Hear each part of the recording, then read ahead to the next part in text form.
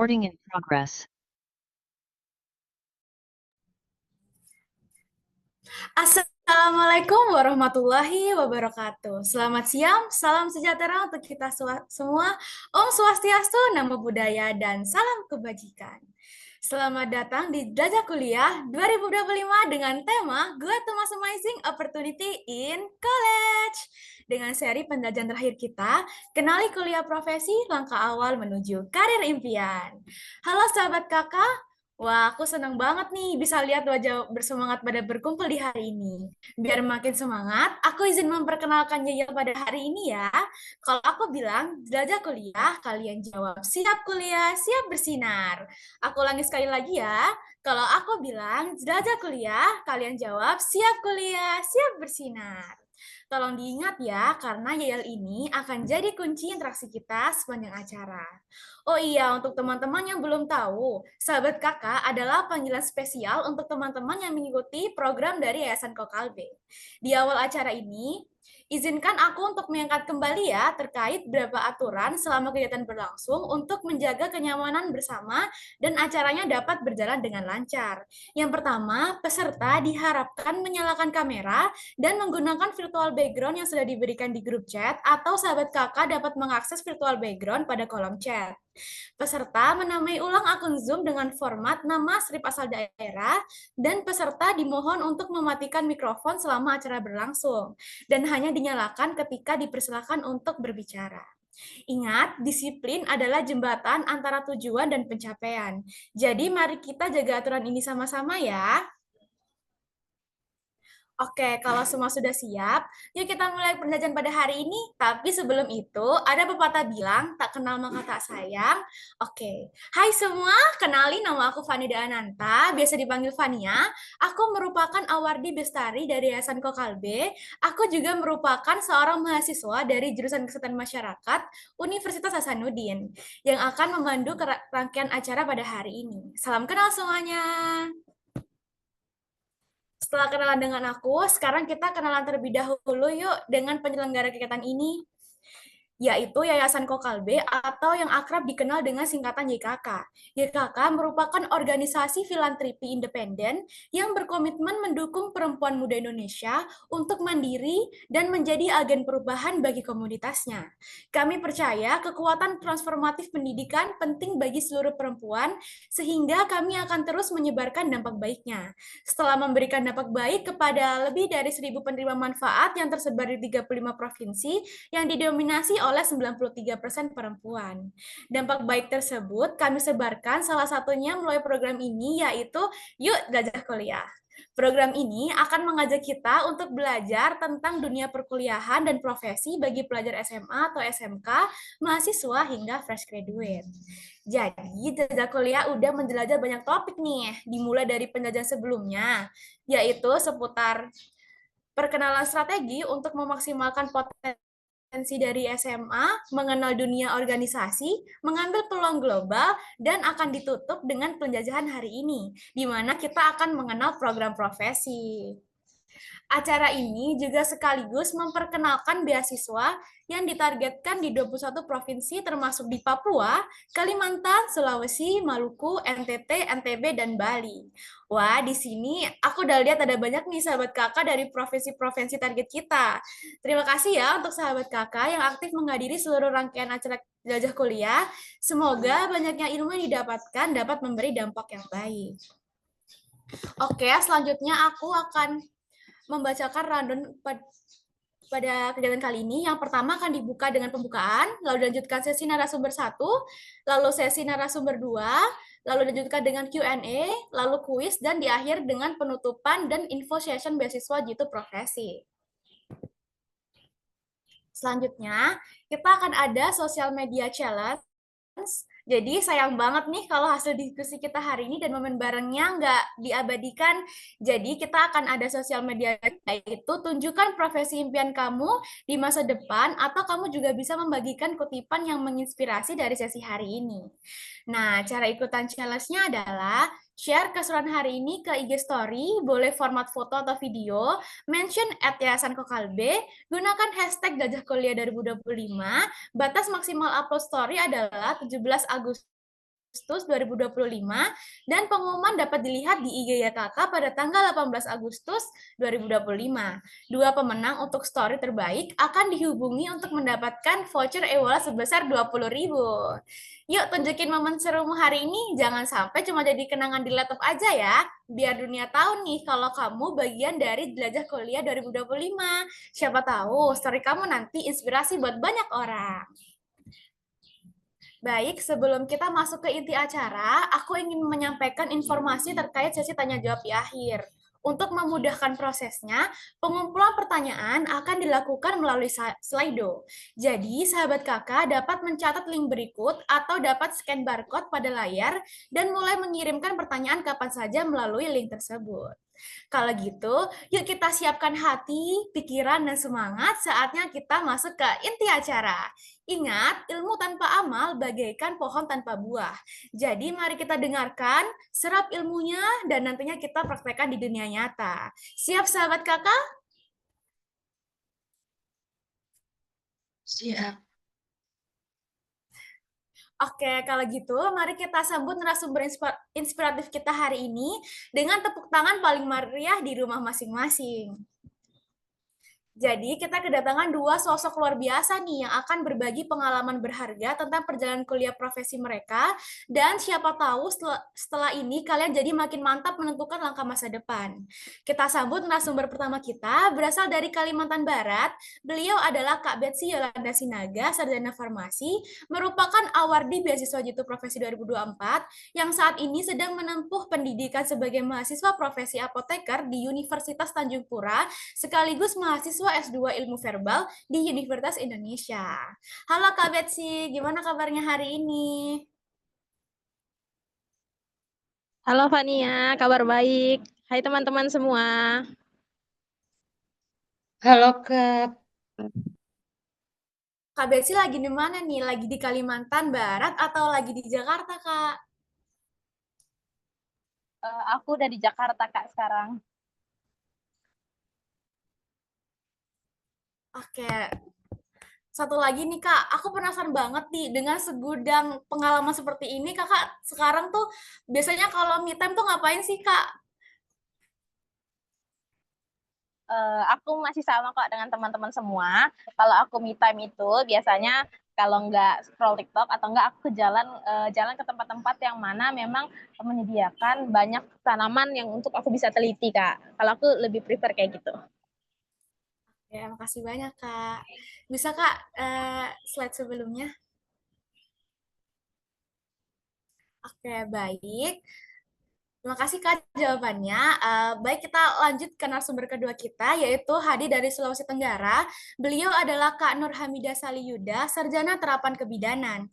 Merupakan awardi beasiswa Jitu Profesi 2024, dan sekarang sedang menjalani pendidikan sebagai mahasiswa profesi bidan di Universitas Islam Sultan Agung Semarang.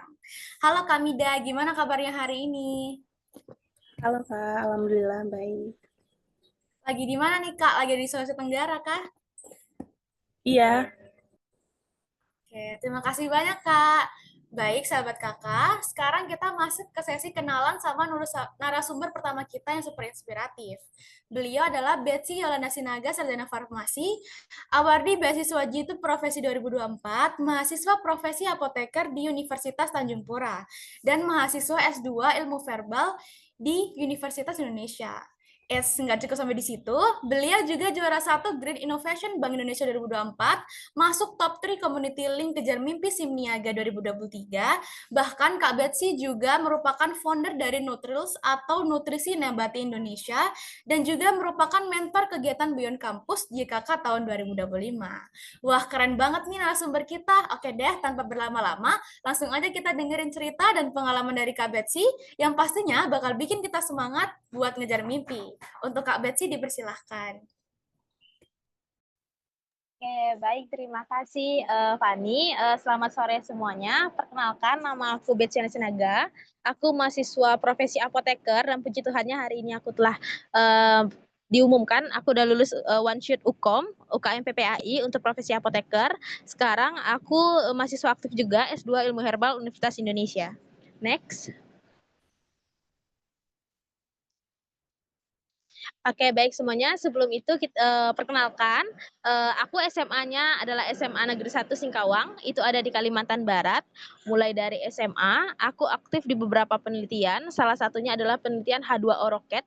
Jadi kita membuat suatu roket di mana itu berbasis tekanan gas. Pada saat itu aku membuat inovasi di mana roket itu berbasis adalah infraboard pada sayapnya dan pada ujungnya itu aku buat sebagai pemberat dari bahan alam. Kemudian aku lanjut melalui SNBT dan Mandiri lulus di S1 Farmasi Universitas Tanjung Pura itu di Kalimantan Barat. Aku adalah angkatan Covid tahun 2020. Jadi aku masuk di kampusnya itu sekitar semester 3. Nah, di semester 3 ini adalah foto pertama kali aku praktikum, yaitu membuat media agar. Kemudian di semester 3 juga pada saat itu salah satu dosenku mengajak aku melakukan penelitian, yaitu judulnya adalah efektivitas jeruk nipis sebagai larutan imun booster. Kemudian di situ aku kurang lebih sampai semester 5 mengikuti yang namanya penelitian dosen. Nah, dari penelitian dosen inilah aku sedikit tertarik, oh ternyata bahan alam itu membuka mataku, oh ternyata bahan alam itu banyak banget loh kegunaannya, bisa dibuat menjadi apa aja. Di situ juga pertama kali aku belajar berbagai macam pengolahan dari sediaan bahan alam. Kemudian di semester 4 aku ditawari oleh dosen yang sama dengan dosen yang pembimbing aku di penelitian dosen itu menjadi asisten dosen tersebut. Di semester tersebut aku menjadi 2, di mana dosen tersebut mengampu 2 mata kuliah, yaitu yang pertama itu farmasi fisik dan yang kedua adalah mikrobiologi. Kemudian di semester 4 juga aku disarankan kepada dosen aku itu untuk mengikuti pekan kreativitas mahasiswa. Mungkin teman-teman di sini ada yang ikut PKM. Pada saat itu aku sebenarnya masih dasar banget ya untuk sedikit terkait penelitian, namun masih sebelumnya Kak. Oke. Nah, itu aku majukan coba secara internal, yaitu namanya Serpi. Nah, Serpi ini yang di tengah itu adalah suatu nano spray. Aku buat berteknologi nano untuk penghilang bau di helm. Nah, puji Tuhannya pada saat itu aku diminta oleh pembimbingku, ada Pak Andi yang di sebelah kiri di tengah itu, diminta untuk ikutin Unta Startup Bootcamp, di mana aku merealisasikan apa yang menjadi proposalku kemarin, dan puji Tuhannya produk itu telah jadi ya, namanya Serpi. Kemudian di akhir semester aku, dari situ aku terus menerus mengimprove skill aku dalam skill lab. Kemudian aku mencoba membuat salah satu obat untuk alternatif kortikosteroid, yaitu aktivitas dari beras angka atau bahan alam untuk dermatitis atopik. Ini adalah contoh risetnya, ada nanti di next kita akan lihat. Ini adalah aku mempresentasikannya di depan Badan Riset Inovasi Nasional di Jakarta pada tahun lalu di bulan sekitar Agustus. Jadi di situ semua periset di seluruh Indonesia tampil. Akhirnya lulus tahun kemarin, aku tahun ini ikut di Apoteker Universitas Tanjung Pura. Next. Boleh next, Kak. Oke, inilah teman-teman, ini adalah salah satu penelitian aku, beberapa penelitian aku yang tadi, in vivo test of angka, Monascus purpurus, dan aloe vera, combination nanoserum towards atopic dermatitis. Inilah salah satu penelitianku yang membawa aku hingga aku S2 sekarang. Kemudian ini ada, itu yang sagu-sagu itu adalah tadi yang aku adalah founder dari Nutrils atau PT Nutrisi Nabati Indonesia. Yang terakhir aku juga bekerja sama menjadi apoteker penanggung jawab pada inti bioindustri, yaitu salah satunya pembuatan pembalut wanita ramah lingkungan atau yang disebut dengan ecopads. Next. Nah, dari sebanyak itu kenapa sih aku harus lanjut apoteker pada saat itu? Nah, pada saat itu teman-teman, biarpun aku punya skill lab banyak ya, namun alasan aku menjadi salah satu mengikuti profesi apoteker adalah pada saat itu di S1 tidak mendapatkan STR. Yang kedua, banyak sekali kegiatan-kegiatan keapotekeran yang harus melanjutkan seorang profesi apoteker. Nah, apa aja sih yang alasan-alasan itu ada di belakang? Sekarang kita akan masuk ke apa aja persiapan aku ketika aku mau lanjut profesi dan menentukan minat bakat aku pada saat profesi. Next. Oke, yang pertama yang harus teman-teman tahu sebelum kita melakukan profesi, nah itu pertama kita akan mencari terlebih dahulu universitas mana yang ingin kita masukkan. Yang terakhir aku dapat dari 300 hingga 500 universitas yang ada prodi farmasinya hanya ada sekitar 70-an saja universitas yang ada profesi apotekernya. Jadi boleh kita lihat bahwa sedangkan sedikit ya teman-teman. Nah itu boleh kita persiapkan baik-baik dengan benar beberapa tes-tes yang harus kita lalui sebelum kita menjadi mahasiswa profesi apoteker. Yang pertama, kalau dari segi administrasi, yang pertama teman-teman itu ada tes TOEFL teman-teman. Nah itu tergantung lagi dari universitas teman-teman, mintanya TOEFL-nya standarnya berapa. Ada yang 400, ada yang 450, bahkan ada yang 500. Jadi tergantung universitas mana yang teman-teman mau. Kemudian ada juga TPA. Nah TPA ini rata-rata itu sekitaran di atas 400 ya teman-teman. Jadi lumayan tinggi standarnya. Ini ada 2, bisa TPA-nya dari Bappenas juga. Terakhir, nah setelah kalian menggunakan administrasi, ada tahapan-tahapan yang harus teman-teman siapkan ketika nanti kita akan melakukan ujian masuk PSPA. Yaitu yang pertama, kita akan melakukan ujian CBT dulu teman-teman. Nah, ujian CBT ini biasanya berorientasi pada beberapa soal-soal terkait kefarmasian. Yang kedua, OSCE. Ini jadi kita skill lab lah istilahnya. Kita akan ada ujian skill lab-nya, beberapa stase. Kemarin aku kenanya itu sekitar 2 stase. Yang terakhir adalah wawancara personal. Nah ini biasanya teman-teman akan ditanya alasan teman-teman masuk apoteker nih apa? Kenapa kamu milih universitas ini? Biasanya gitu-gitu teman-teman. Next, setelah sepanjang yang kita lalui sebelum mulai PSPA, nah ini pas udah kalian memasuki program studi PSPA-nya, pertama, kalau dari aku di UNTAN sendiri, aku cuma ada kuliah 1 bulan teman-teman. Di minggu pertama, aku akan melakukan yang namanya itu cuma semacam pembahasan kasus saja teman-teman. 1 minggu pertama pembahasan kasus, 1 minggu kemudian aku akan sidang pleno. Jadi kasus-kasus yang telah aku bahas tadi bersama teman-teman dibuat satu kelompok akan disidangkan atau dipresentasikan. Nanti ada teman-teman, ada rekan-rekan sejawat kita yang memang udah istilahnya udah apoteker di rumah sakit, di industri, di mana teman-teman kita yang udah bekerja di sana akan menguji kita. Kemudian yang terakhir kita akan ada mini OSCE. Jadi kita ada 8 stase. Nanti teman-teman akan melakukan OSCE untuk menentukan apakah teman-teman layak atau enggak untuk melakukan PKPA. Setelah itu teman-teman akan melakukan PKPA kurang lebih di 5 tempat. Tergantung masing-masing teman-teman dapatnya di mana. Kalau aku 2 rumah sakit yang berbeda selama 2 bulan, apoteknya 2 bulan, puskesmasnya 1 bulan, PBF-nya 1 bulan, dan industrinya 2 bulan. Nah kalau aku, karena aku di Kalimantan Barat nggak punya industri farmasi ya. Jadi aku melakukan industri farmasinya PKPA-nya di Jawa. Kemudian setelah selesai semua ini, kurang lebih kalian melakukannya sekitar 8 bulan, akan lanjut ujian internal dan ujian nasional. Nah, ujian internal ini pertama ke ujian komprehensif, OSCE dan CBT itu dilakukan oleh kampus sendiri, yang kemudian adalah ujian nasional. Ini ada OSCE nasional dan CBT nasional. Nah, kan teman-teman bisa lihat nih, sepadat itu ya kegiatan-kegiatan yang kita lalui, apalagi setiap minggunya itu kadang perpindahan PKPA-nya itu hanya 2 hari. Coba next Kak, boleh Kak? Nah, ini adalah beberapa nih, aku kalau selama PKPA dari Wahana 1 sampai Wahana 6 itu jaraknya setiap perpindahan itu adalah 2 hari. Nah, bagaimana? Jadi setiap PKPA itu aku punya logbook putih, aku punya buku capaian kompetensi. Jadi setiap kami sebelum melakukan PKPA di tempat yang kita PKPA, saran dari aku yang pertama teman-teman udah baca kompetensinya dulu. Apa aja sih yang harus kita capai selama kita kompetensi di tempat wahana tersebut. Yang kedua, kalau bisa setiap 1 minggu sekali teman-teman udah nyicil tuh misalnya laporannya. Ada laporan PKPA teman-teman. Kalian boleh nyisir bab 1, bab 2, bab 3 terlebih dahulu. Nanti setelah PKPA bab 4, bab 5. Agar gunanya biar nanti di penghujung teman-teman nggak akan numpuk nih. Nggak akan numpuk membuat laporannya. Karena kan biasanya harus dijilid, harus di print, berapa rangkap untuk pengujian nanti ujian komprehensif. Yang kedua, selama kalian PKPA, kalau bisa tuh semua apapun yang berhubungan dengan tempat PKPA itu, rumah sakit, PBF, segala macam, teman-teman tanya nih, apa aja kegiatan di situ, gimana penyimpanannya, gimana standar-standarnya, bagaimana pengelolaan sediaan farmasinya, bagaimana pelayanan kefarmasiannya, kalian catat, kalian minta juga SOP-nya. Jadi teman-teman boleh minta ke tempat pihak anak kalian jika memang mereka bersedia. Nanti disimpan teman-teman karena itu berguna banget untuk kalian nanti UKAI, OSCE maupun komprehensif. Kak, tapi ternyata sepadat itu gimana sih Kakak manajemen stresnya? Teman-teman, kalau dari aku pribadi, mungkin ada beberapa tempat, kalau dari aku itu, kita, kalau rumah sakit itu nggak ada shift malam ya, kalau aku kemarin. Tapi kalau di apotek itu, aku seringnya dapat shift malam. Jadi kalau aku, sebisa mungkin, selama kita PKPA itu coba fokus dulu ke PKPA. Kalaupun lagi capek banget, mungkin kalian teman-teman boleh nih beli es krim pulang PKPA, boleh banget beli es krim dulu atau jajan dulu deh apa aja yang kalian inginkan gitu.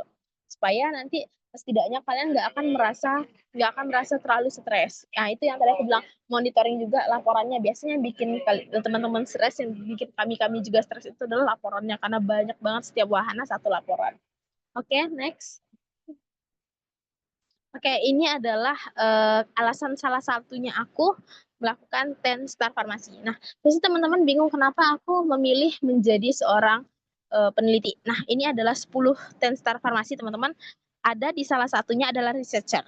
Nah, di situ researcher atau peneliti adalah salah satu istilahnya peran apoteker. Jadi peran apoteker itu nggak hanya sebagai caregiver, decision maker, komunikator, manager, leader, agent of positive, tapi ada juga researcher. Nah, di mana aku memilih menjadi researcher dan entrepreneur di sini.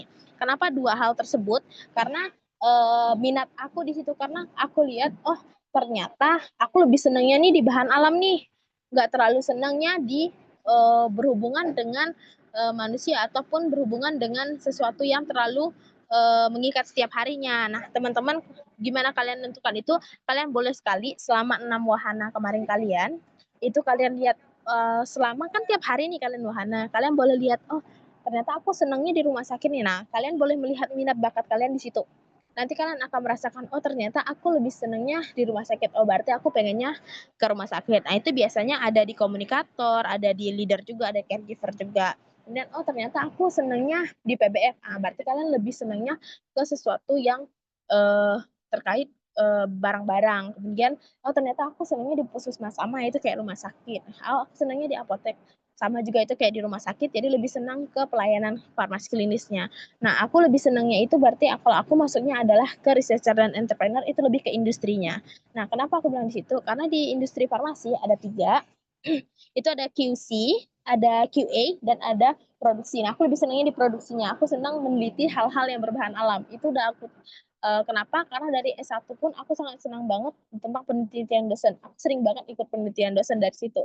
Jadi teman-teman boleh banget ngelihat selama wahana, selama kalian jadi apoteker muda. Kalian boleh menentukan, oh ternyata minat aku di sini kok. Akan terasa kok teman-teman, karena kalian akan lihat di mana alurnya, kalian akan senang di tempat tersebut. Oke, next. Nah, ini adalah 4 peminatan dalam bidang farmasi. Tadi aku bilang ada teknologi farmasi. Nah, teknologi farmasi ini lebih ke teman-teman yang memang suka nih membuat skincare, atau bukan skincare sih, skincare juga masuk sih, skincare, salep, atau sediaan-sediaan farmasi. Nah, ini adalah 4 bidang minat farmasi yang kalian inginkan. Biasanya ini ada di S1, teman-teman. Di S1 nanti kalian akan untuk mengambil skripsinya kalian. Yang kedua, kimia farmasi. Kimia farmasi ini lebih ke kalau pengujian-pengujian tertentu, misalnya kandungan senyawa CU dalam krim wajah. Nah, itu biasanya di kimia farmasi. Kemudian kalau biotek dan bahan alam, ini yang kemarin aku ambil, aku lebih kesenang ke bahan alam, di mana kita meneliti bahan-bahan alam apa aja sih yang punya potensi, sehingga kita bisa melakukan membuat atau menemukan hal-hal baru dari bahan alam tersebut menjadi suatu inovasi ataupun obat yang baru. Yang terakhir ada farmakologi, ini lebih ke bagaimana sih efek dari suatu obat itu pada hewan mencit yang kita lakukan, ataupun pada sel lain, ataupun pada bakteri yang kita lakukan. Oke, next. Oke, singkat cerita, pada saat itu dari situ, pada saat itu aku cari-cari di Instagram adalah keluar beasiswa Jitu Profesi 2024. Nah, inilah adalah salah satu aku adalah awardee dari beasiswa Jitu Profesi ini. Mungkin teman-teman banyak apa saja sih yang harus kita siapkan dari melakukan untuk mendaftar dari beasiswa Jitu Profesi. Yang pertama itu pasti teman-teman akan siapkan scan KTP, KK, pas foto, ijazah dan transkrip. Ini biasanya teman-teman tips dari aku, mungkin teman-teman setelah wisuda tuh cepet-cepet ngurus, teman-teman. Biasanya lama sih untuk ijazah ini keluarnya, dan biasanya ada beberapa universitas, kalau dari aku itu dia harus publish jurnal dulu baru keluar ijazahnya. Jadi teman-teman boleh dikumpulin. Kemudian CV-nya disiapin, CV kita, kemudian surat rekomendasi dari pembimbing akademik, atasan, atau pendaftar. Nah, ini aku kemarin surat rekomendasinya itu dari Kaprodiku, teman-teman. Jadi teman-teman boleh minta dari Kaprodi S1. Kemudian melampirkan surat aktif mahasiswa. Nah, ini tergantung teman-teman, ada yang bisa ngambil ke akademiknya langsung atau ke bagian staff staff Dapodiknya. Oke, dan juga kita buat dua teman-teman, itu ada esai dan ada buat video. Jadi kalau di esai aku sedikit banyaknya itu aku melampirkan yang pertama siapa diri aku, kemudian IPK aku berapa, kemudian aku kegiatan aku selama kuliah aku ngapain aja, volunteernya kah boleh, atau teman-teman kegiatan KKN-nya juga boleh, penelitian teman-teman boleh, lomba-lomba yang teman-teman boleh ikuti, apapun apapun upgrade skill kalian boleh kalian masukin dalam esai ini. Seingat aku kemarin aku buat esainya sekitar 350 hingga 500 kata. Kemudian aku juga buat video singkat. Video singkat ini ada di Instagramku. Cuma nanti aku coba up kembali karena kemarin aku kena hak cipta dari hak cipta lagunya. Jadi dia nggak ada suaranya. Nanti teman-teman boleh ngeliat dari Instagramku. Nah, nanti kalian akan submit ini terlebih dahulu dari seluruh segala macam video, esai, kemudian syarat administrasi. Nanti beberapa hari kemudian nanti akan ada wawancara teman-teman. Nah, dari aku, tips dari aku saat wawancara, kalian persiapkan dulu diri baik-baik, sebisa mungkin latihan dulu sebelum wawancara. Kemudian kalian tata dulu kata-katanya, apa yang kalian akan mau sampaikan, sehingga nanti kalian nggak akan jadi buyar gitu. Kemudian yang paling penting adalah jangan lupa selalu percaya diri ya teman-teman, karena percaya diri itu wajib banget, karena apapun yang kalian inginkan kalian harus percaya diri, pasti bisa. Kemudian sebisa mungkin jangan gugup ataupun jadi diri kalian pribadi deh selama kalian wawancara. Oke, kemudian apa sih aja yang aku dapat selama aku beasiswa Jitu? Benefitnya, next kakak boleh. Ya, ini adalah benefit dari Profesi Jitu. Yang pertama, aku mendapat bantuan UKT, teman-teman. Ini diterima, aku 2 semester kan, kemarin udah ditransfer. Kemudian ada biaya pengembangan diri. Untuk tahun lalu, nominalnya lumayan lah ya, 1,2 juta. Mohon maaf Kak, kalau memang nggak boleh disebutkan. Oke, 1,2 juta. Kemudian, aku gunakan pengembangan dirinya, karena aku memang kurang banget di bahasa Inggris, aku menggunakannya untuk les TOEFL. Itu aku les TOEFL kurang lebih 4-5 bulan teman-teman. Ini adalah contoh, ini hasil dari tes TOEFL aku, tryout section 1, 1, 2, 3, segala macam.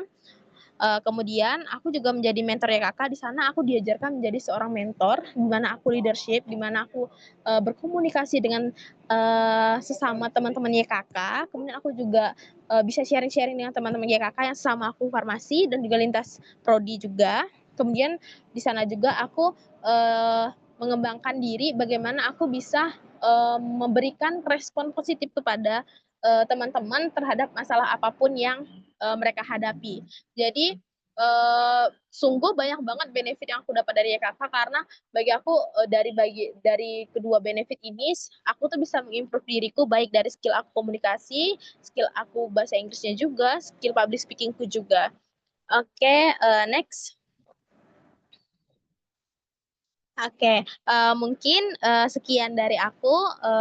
Terima kasih teman-teman. Semangat berjuang untuk beasiswa Jitu 2025.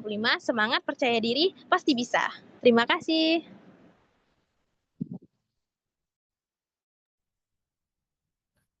Ya, itu dia sesi sharing dari Kak Besi. Jadi sahabat kakak, sebelum jadi apoteker, ternyata banyak banget yang perlu kita siapin ya, mulai dari syarat masuk sampai ujian CBT dan OSCE.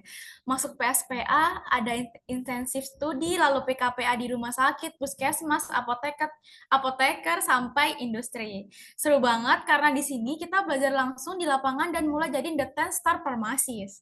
Ada juga pilihan bidang keren kayak teknologi, farmasi, kimia farmasi, bioteknologi dan bahan alam, dan farmakologi. Plus, buat kamu yang mau lanjut studi, ada peluang beasiswa seperti di 2024. Jadi, yuk siapin diri sebaik mungkin, karena perjalanan jadi apoteker itu penuh cerita dan peluang. Baik, terima kasih Kak Betsy sudah mengajak kami untuk menjelajahi insight yang Kak dapatkan dari pengalaman kakak pribadi. Keren banget insight yang sudah diberikan nih. Dari sini aku lihat muka sahabat kakak jadi makin banyak rasa penasaran. Tapi sesekiannya kita masih ada di penghujung, jadi pertanyaannya boleh dimasukkan ke dalam slide yang telah disebarkan sebelumnya ya. Sekarang aku mau ngajak Kak Betsy buat main sedikit nih. Kan lagi rame banget Kak sekarang di TikTok tentang PKKMB. Untuk itu, aku izin nih untuk ajak Kak Betsy nostalgia sedikit waktu zaman-zaman awal kuliah profesinya nih. Kalau diingat-ingat pas awal kuliah dulu, momen yang paling lucu atau paling nggak terlupakan itu apa sih Kak? Jangan-jangan sampai sekarang kalau diingat-ingat masih ketawa nih Kak. Aku ingat banget Kak, waktu aku awal-awal PKKMB profesi itu kan kita kan ada melakukan OSCE ya. Nah, OSCE itu kan kita melakukan setidaknya itu skill lab ya. Pada saat itu tuh aku bertemu salah satu alat yang memang belum pernah aku temui Kak.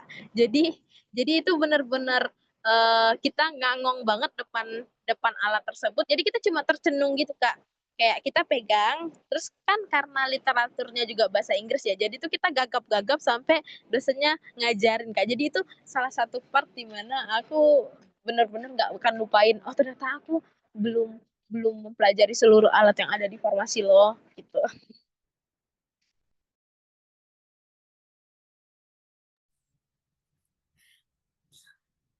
Menarik banget ya Kak ceritanya. Seru banget ya obrolan kita barusan, tapi tenang, keseruan kita belum berakhir nih, karena masih ada sosok inspiratif berikutnya yang bakal bikin kita makin semangat menatap masa depan. Yuk kita lanjut ke narasumber kedua. Beliau adalah Nur Hamidah Sisiliada, sarjana terapan kebidanan dari Sulawesi Tenggara, lulusan profesi kebidanan Universitas Islam Sultan Agung Semarang. Saat ini beliau merupakan awardee beasiswa Jitu Profesi 2024, seorang PNS di RS Jiwa, dan juga bagian dari Nusantara Sehat Tim Batch 21 Kabupaten Raja Ampat, Provinsi Sulawesi Tenggara. Kamida juga merupakan mentor program Beyond Campus Mentoring GKK tahun 2025, dan Kak Mida juga merupakan personal in charge Dura Water Care. Wah, keren banget nih Kak Mida. Oke deh, tanpa berlama-lama, langsung aja kita dengerin cerita dan pengalaman dari Kak Mida yang pastinya bakal bikin kita semangat buat ngejar mimpi. Untuk Kak Mida dipersilahkan. Baik, terima kasih Kak Fania. Bismillahirrahmanirrahim. Assalamualaikum warahmatullahi wabarakatuh. Perkenalkan, nama saya Nur Hamida, biasa dipanggil Mida. Jadi di sini saya akan berbagi pengalaman lah. Em, saya sekarang lagi sedang menunggu jadwal ujian kompetensi dan kemungkinan di bulan 10 10 ya, bulan 10 lah. Saya ujian kompetensi dan saya ucapkan selamat kepada Kak Betsy. Tadi sudah pengumuman ya Kak Betsy. Semoga bisa nyusul ya. Oke, langsung saja. Next, Kak.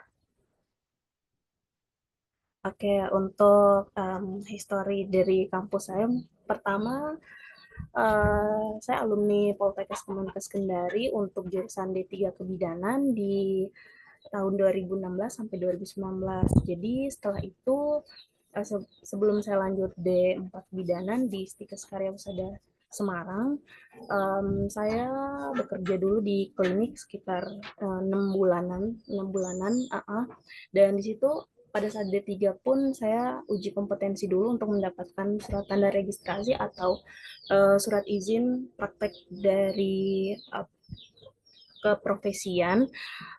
Selanjutnya saya memutuskan untuk kuliah lagi, lanjut untuk kuliah di D4 Kebidanan pada tahun 2020 sampai 2021 di Semarang. Pada saat itu saya juga lulusan COVID-19 dan saya tidak bisa balik lagi ke Sulawesi, jadi saya menetap 1 tahun di Semarang.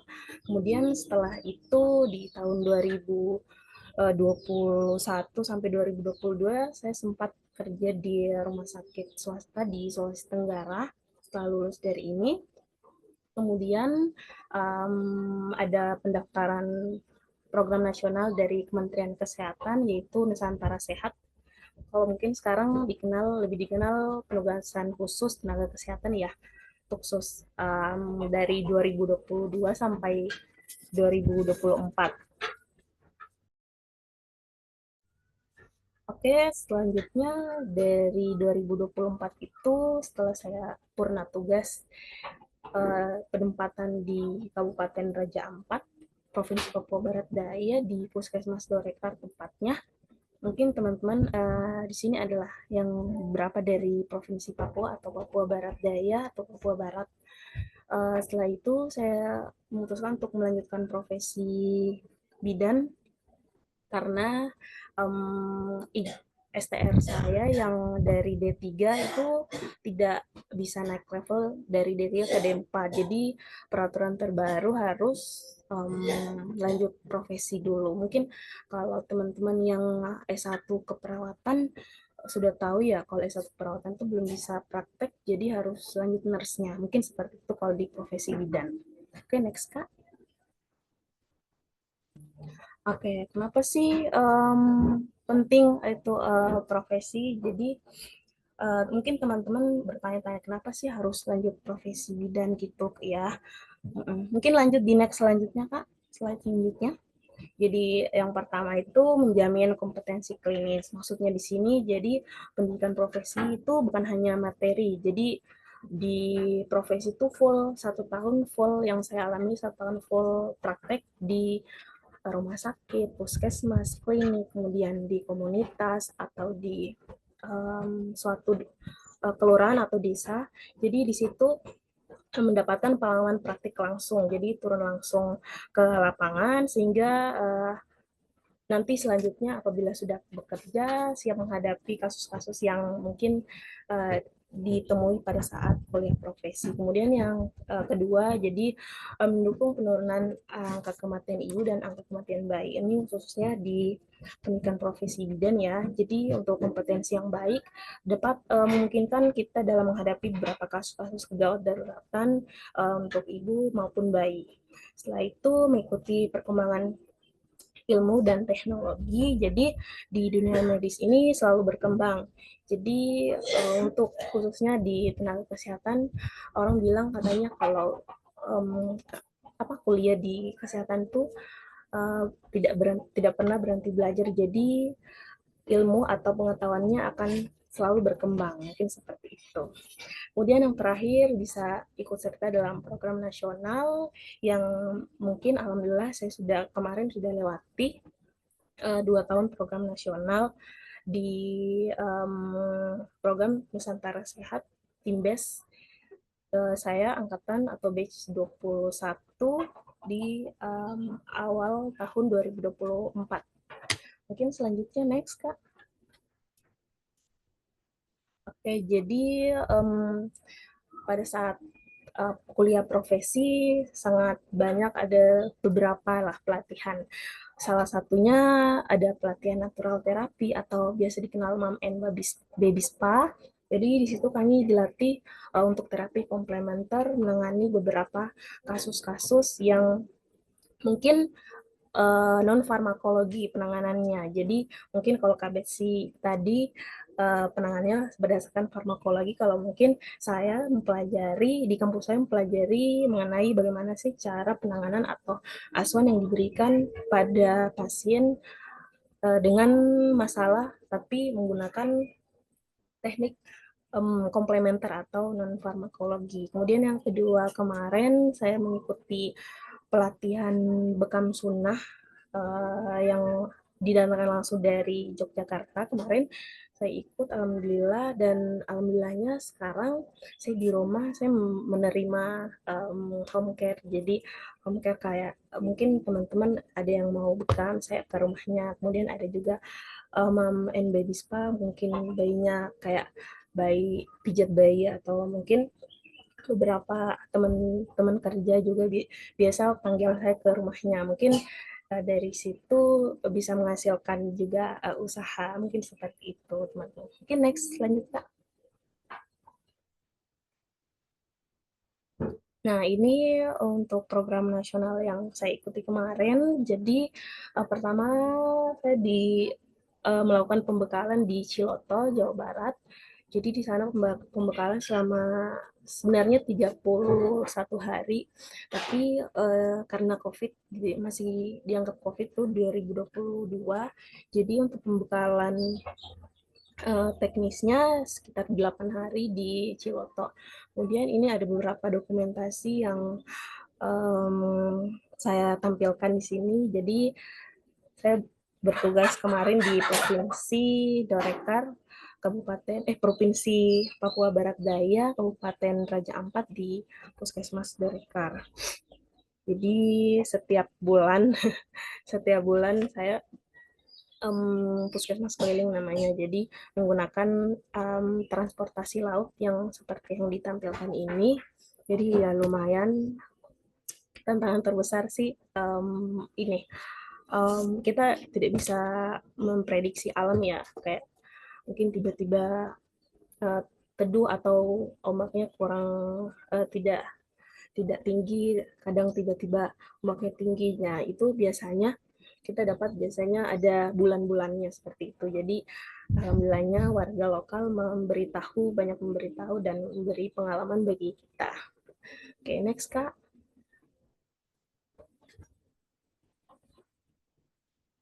Oke, teman-teman mungkin banyak yang bertanya-tanya, setelah sarjana S1, iya, lulus S1, apakah pengen bekerja dulu atau lanjut profesi dulu? Mungkin saya minta reaction-nya yang teman-teman, bagi yang pilih bekerja dulu, reaction tanda ini.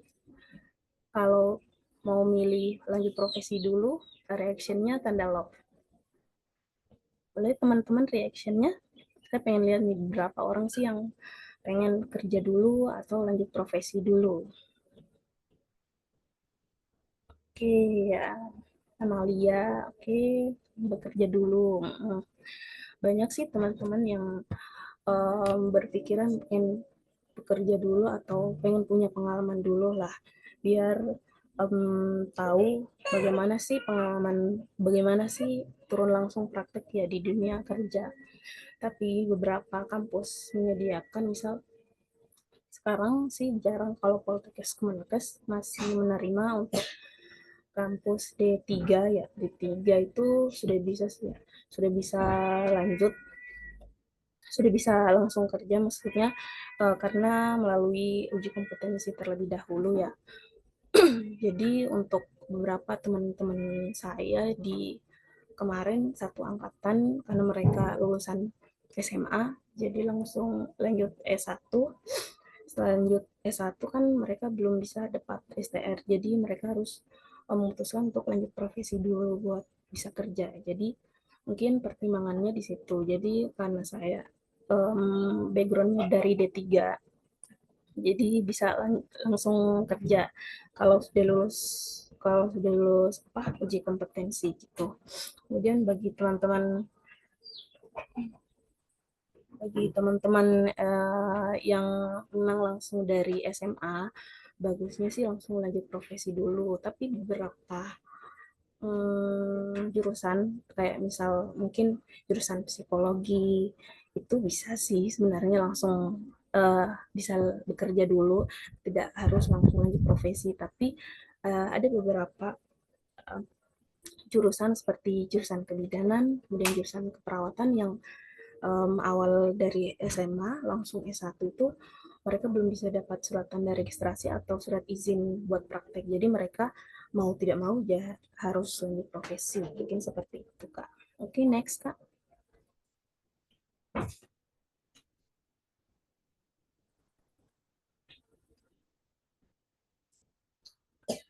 Mungkin Kak bisa next. Oke, ini ada beberapa perjalanan saya selama menempuh pendidikan profesi. Yang pertama ada adjustment atau di sini saya kayak beradaptasi di setiap stase ya. Jadi bisa lanjut ke langsung challenge of each station. Jadi beberapa tantangan-tantangan di beberapa stase. Jadi mungkin ada yang pertama, adaptasi dengan peran profesional. Maksudnya di sini sebagai mahasiswa dan nakes harus saling berinteraksi. Jadi misal kita kan sebagai mahasiswa baru nih praktek misal di rumah sakit tertentu. Jadi gimana sih, kayak misal kita awal untuk membina bonding kepada senior-senior yang sudah lama di sana. Jadi sangat banyak tantangan. Yang pertama, salah satunya pasti beradaptasinya itu sangat susah. Yang kedua ada tekanan psikologis dan emosional sih sebenarnya. Jadi pada saat kita turun praktek untuk menangani pasien, khususnya kasus gawat darurat, itu bisa memicu stres yang tinggi. Kenapa? Karena kita sebagai mahasiswa, jadi apabila ada beberapa kasus yang baru pertama kali kita temui, pasti bingung kan. Nah, itu biasanya memicu stres yang tinggi. Jadi, kita harus gimana nih? Kita harus mana duluan nih yang harus dilakukan. Jadi, mungkin seperti itu bisa meningkatkan tekanan psikologis ya. Kemudian yang selanjutnya manajemen waktu sih, manajemen waktu antara jadwal praktik, kemudian tugas. Jadi kita praktik tuh bukan hanya praktik saja, jadi ada beberapa laporan-laporan yang harus diselesaikan dalam setiap stase. Misal dalam stase ini harus ngumpulin 4 laporan, kemudian lanjut lagi ke stase setelahnya itu sangat lumayan, alhamdulillah banyak sekali.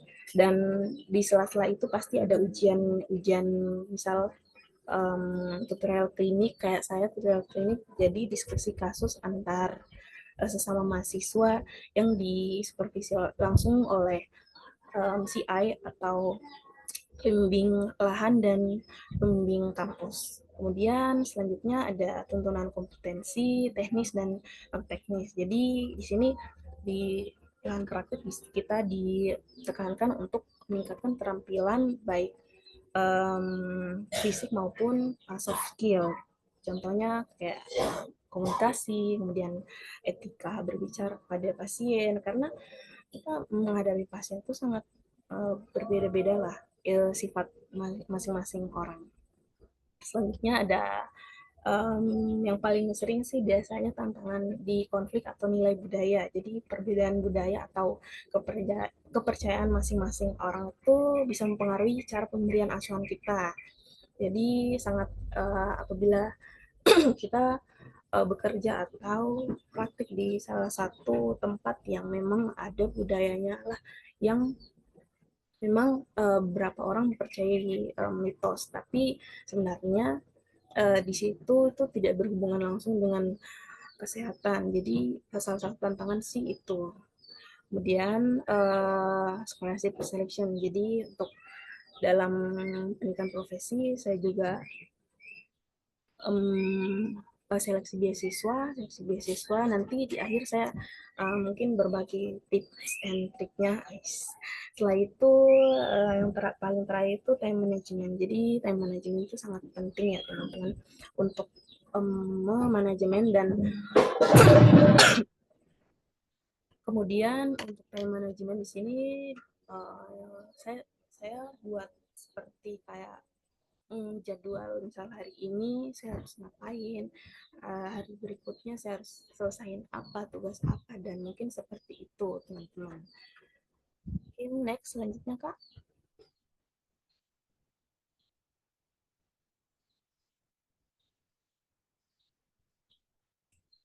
Next Kak.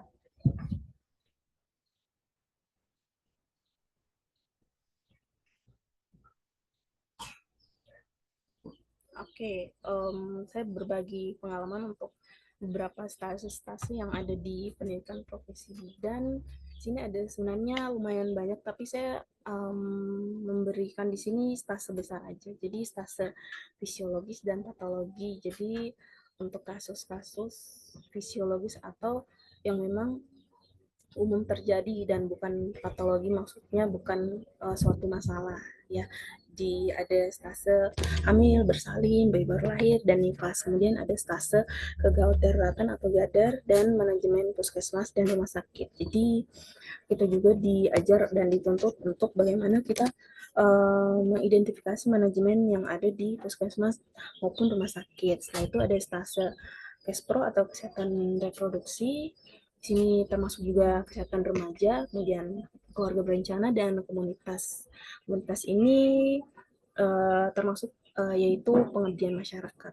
Kemudian yang terakhir yaitu stase Ibu Nabawi. Mungkin stase ini hanya beberapa kampus yang ada, mungkin hanya beberapa kampus Islam ya. Jadi salah satu Ibu Nabawi yang seperti saya ikuti pelatihan kemarin, jadi ada stase penanganan Ibu Nabawi, yaitu penanganan penyakit berdasarkan sunnah Rasul. Jadi yang pertama biasanya teknik bekam, kemudian aku pressure, atau setelah itu ada akupuntur, mungkin seperti itu teman-teman. Mungkin next Kak. Oke, jadi untuk ada beberapa strategi dalam menjaga motivasi untuk di situasi terbatas. Yang pertama yaitu fokus pada tujuan dan nilai profesi. Jadi kita itu harus mengingat kembali apa sih alasan saya memilih profesi tersebut, atau apa sih tujuan awal yang saya harus capai gitu. Kemudian yang kedua, menetapkan prioritas. Jadi menetapkan prioritas ini kita harus fokus pada layanan yang paling esensial. Kemudian menggunakan prinsip-prinsip do the best with the what you have. Jadi lakukan yang terbaik dengan apa yang kamu punya gitu ya. Kemudian yang ketiga, ada pengembangan diri secara mandiri, bisa mengikuti pelatihan-pelatihan secara daring, kemudian membaca buku atau tidak berdiskusi kasus antar rekan-rekan mahasiswa. Jadi mungkin seperti itu. Kemudian yang keempat ada refleksi dan apresiasi diri. Jadi kita harus meluangkan waktu buat evaluasi apa sih yang sudah dilakukan dan menghargai setiap pencapaian sekecil apapun. Misal kita kayak habis ujian atau habis selesai stase di semester 1, kita wah kemana nih, harus refleksi, mungkin jalan-jalan atau tidak nonton, mungkin seperti itu. Selanjutnya ada manajemen stres ya, ada manajemen stres. Jadi di sini kita harus banyak-banyak istirahat yang cukup, kemudian berdoa atau meditasi boleh, kemudian berbicara kepada orang yang bisa dipercaya dan agar dapat membantu menjaga kesehatan mental kita. Mungkin seperti itu. Jadi manajemen stres ini memang sangat penting ya teman-teman.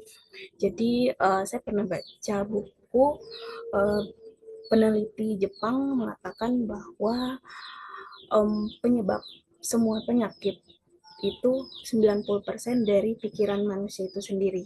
Jadi 90% penyebab penyakit dari pikiran manusia, dan hanya 10% penyebab penyakit itu berdasarkan dari makanan apa yang kita konsumsi. Jadi mungkin teman-teman boleh manajemen atau kesehatan mentalnya di ini ya teman-teman. Dan di tempat kerja saya bertugas sebagai PIC di Dura Water Care. Jadi Dura Water Care ini merupakan suatu sistem yang di dalamnya itu orang-orang yang alhamdulillahnya sudah sembuh pengobatannya sudah sembuh, tetapi banyak keluarga dari pasien tersebut yang tidak mau mengambil kembali keluarganya dengan banyak alasan kayak, oh maaf, saya tidak bisa mengontrol obatnya, cara minumnya, oh saya maaf pasien ini sering mengamuk begitu dan sebagainya. Padahal itu sebenarnya kalau pasien yang sudah dinyatakan sehat 100% sudah kooperatif, pasien itu sebenarnya sudah kayak orang normal, tapi apabila obatnya tidak diminum secara rutin, karena sekedar pemberitahuan kalau ODGJ itu minum obatnya seumur hidup, teman-teman. Jadi kalau putus 1 tahun, itu bisa berpotensi untuk kambuh kembali ya. Mungkin seperti itu. Jadi pintar-pintarlah untuk manajemen stres atau kesehatan mental teman-teman. Mungkin seperti itu. Oke, lanjut next Kak. Oke, ini ada beberapa tips sih. Sebenarnya tips ini sudah diinin sama Kak Betsy yang sumber pertama. Mungkin saya mengulas kembali ya. Jadi untuk yang pertama, kita harus memahami jenis dan syarat beasiswa. Jadi di beasiswa Jitu Profesi 2025 ini kemungkinan tidak jauh beda lah sama Jitu Profesi 2024.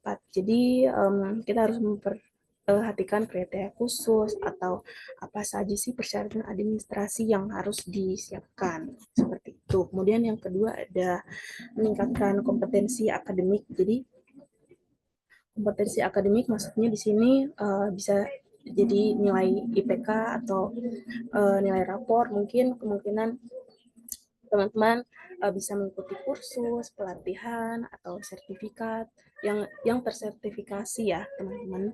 Itu bisa dimasukkan di esai teman-teman juga. Kemudian selanjutnya aktif di organisasi dan kegiatan sosial. Jadi pengalaman organisasi ini membuktikan kemampuan terhadap leadership atau kerjasama teman-teman. Kemudian bisa teman-teman itu ikut serta dalam volunteer atau program sosial atau kegiatan sosial. Di sini menunjukkan kontribusi teman-teman ya pada masyarakat, mungkin seperti itu. Dan yang terakhir, menyiapkan esai yang menarik dan latihan wawancara. Jadi esai menarik ini mungkin teman-teman bisa bisa menulis esai sesuai dengan apalah diri teman-teman, apa adanya ya teman-teman. Kemudian melatih wawancara. Jadi latihan wawancara tuh kalau saya kemarin latihan wawancara di depan cermin. Jadi saya ngomong ke cermin biar saya tahu cara ngomong saya itu seperti apa begitu. Mungkin seperti itu. Next Kak, selanjutnya.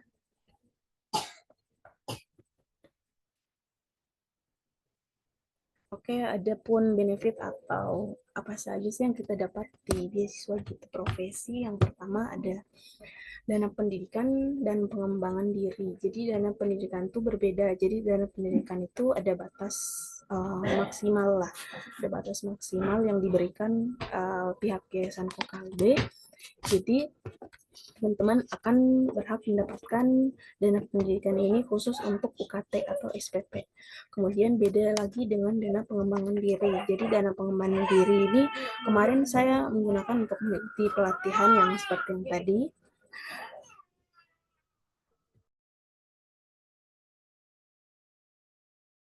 Jadi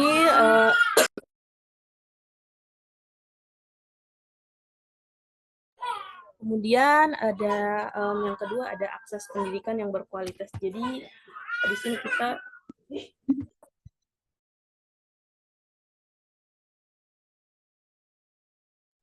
kemudian ada akses pendidikan yang berkualitas. Jadi kita bisa bebas memilih universitas yang diinginkan lah teman-teman. Jadi bukan bebas sih, tapi lebih ke selektif dalam memilih universitas yang memang tersedia pendidikan profesinya. Bisa dilihat juga dari akreditasnya unggul atau gimana gitu ya teman-teman.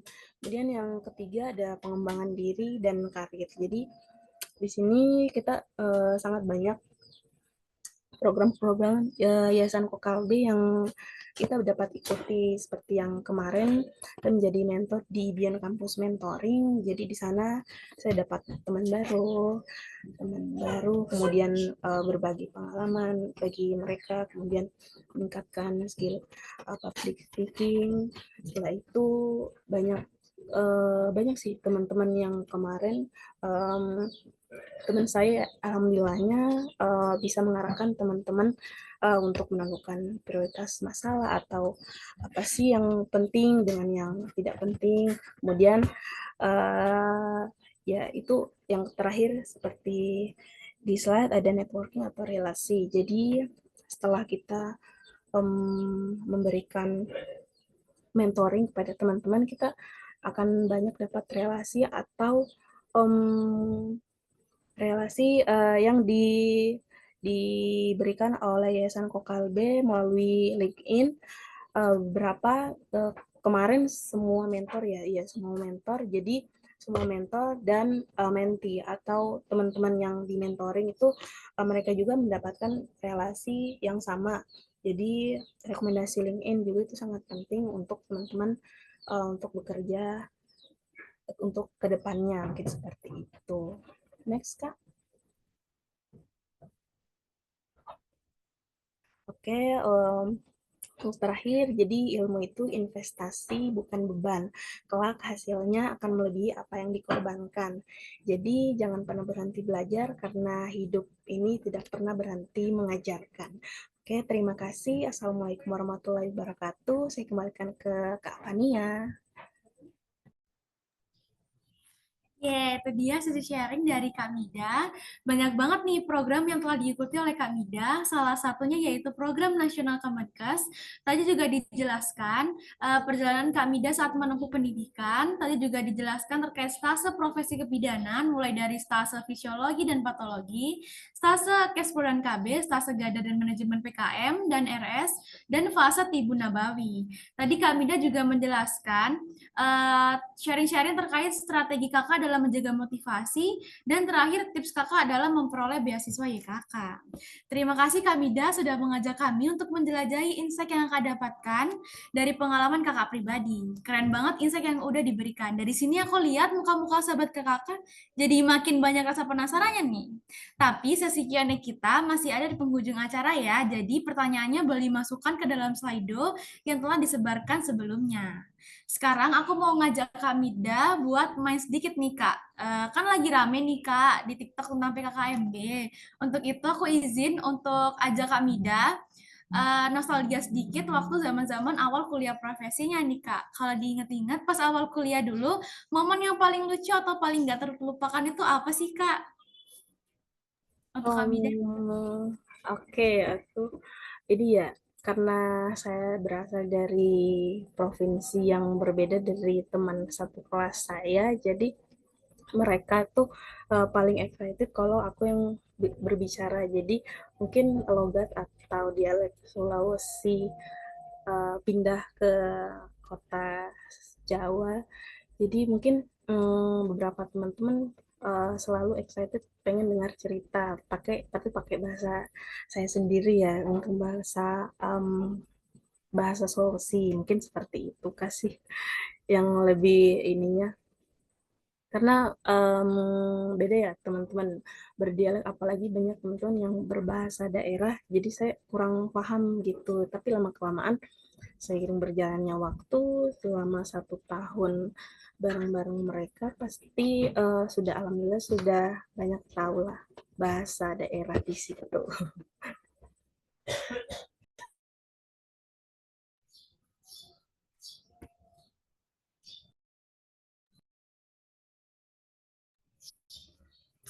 Benar banget tuh Kak, relate banget ya Kak untuk mahasiswa rantau.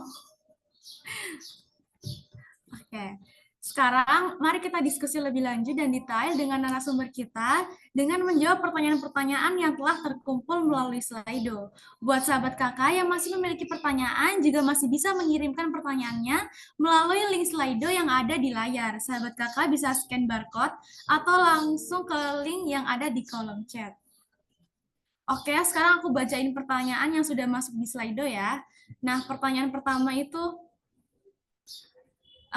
untuk Kak Betsy dan Kak Mida, boleh kasih tahu nggak Kak hal yang menurut Kakak yang membuat pemberi beasiswa melirik kita sebagai pengaju beasiswa dari sisi esai?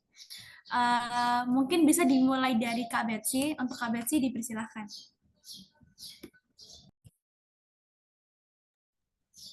Oke, terima kasih atas pertanyaannya. Mungkin dari aku, apa yang dilihat dari sisi pemberi esai itu, yang pertama teman-teman, sebisa mungkin dari aku pribadi, bahwa yang kalian buat dari esai itu adalah benar adanya. Jadi benar adanya sesuai dengan apa yang kalian lakukan. Jadi istilahnya memang benar-benar, karena ada beberapa juga yang aku lihat dari beberapa kasus yang sebelumnya ya. Mungkin teman-teman ada ngelihat juga di sosial media, di TikTok apa segala macam, ada beberapa kita yang membuat esai itu adalah hasilnya itu hoax ya, atau istilahnya tidak tidak apa ya, karena teman-teman semua kita kan ada yang namanya sosial media ya.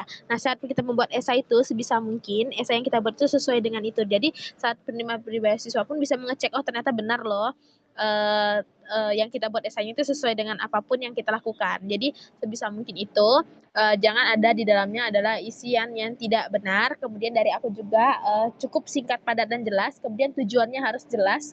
Apa yang kalian tulis di situ esainya apa sih impact-nya harus ada. Yang terakhir itu nggak muluk-muluk harus apakah harus yang berprestasi harus nggak Kak, nggak kok. Yang penting itu adalah benar adanya, kemudian itu berimpact luas kepada pendidikan, akademisi ataupun masyarakat. Itu biasa tips dari aku. Saya kembalikan kepada Kak Fani. Ya, jangan lupa dicatat ya sahabat kakak terkait tips dari Kak Betsy. Oke, selanjutnya boleh dijawab oleh Kak Mida. Untuk Kak Mida dipersilahkan.